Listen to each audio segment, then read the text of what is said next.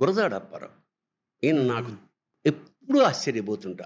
ఎలా రాశాడు 'కన్యాశుల్కం'. ఆయన బక్కపలసని మనిషి. ఇంత బలహీనుడు. ఇంత బలమైన నాటకం ఎట్ట రాశాడు. ఒకటి.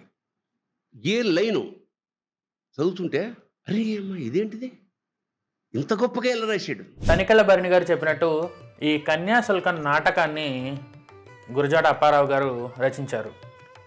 1892లో రచించిన ఈ నాటకాన్ని మనం రోజు కొంతమేర చెప్పుకునే ప్రయత్నం చేద్దాం. ముందుగా ఈ కన్యాశుల్కం నాటకంలోని పాత్రల విషయంలో మీకు క్లారిటీ ఇచ్చేస్తే ఇంకా ముందు ఇంకా కన్ఫ్యూజ్ అవ్వకుండా ఉంటారనమాట.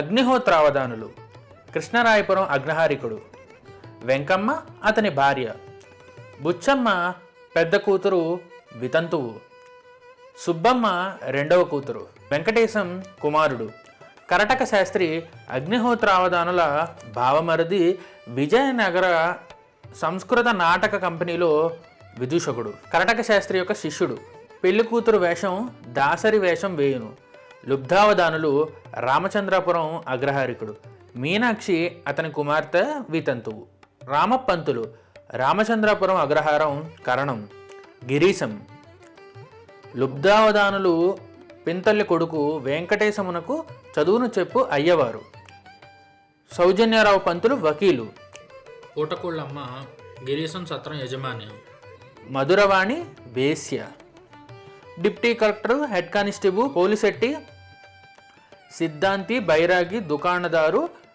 గ్రామ మునసబు హవాల్దారు యోగిని, లుబ్ధావధానుల యొక్క నౌకరు అరిసిగాడు, మనవాళ్ళయ్య, వీరేశ ఇతర పాత్రలు. ఈ కన్యాశుల్క నాటకం అప్పటి అంటే బ్రిటిష్ కాలంలో 1890ల కాలంలో ఒక వృద్ధ వ్యక్తులకి పసికందులు ఇంకా ముక్కు పచ్చలారని 5-6 ఏళ్ల బాలికలను కన్యాశుల్కం పేరిట అమ్మేసేటటువంటి ఏదైతే చర్య ఉందో ఆ చర్యని నిర్మూలించటానికి వ్యంగ్య ధోరణిలో రచించిన నాటకమే ఈ కన్యాశుల్కం.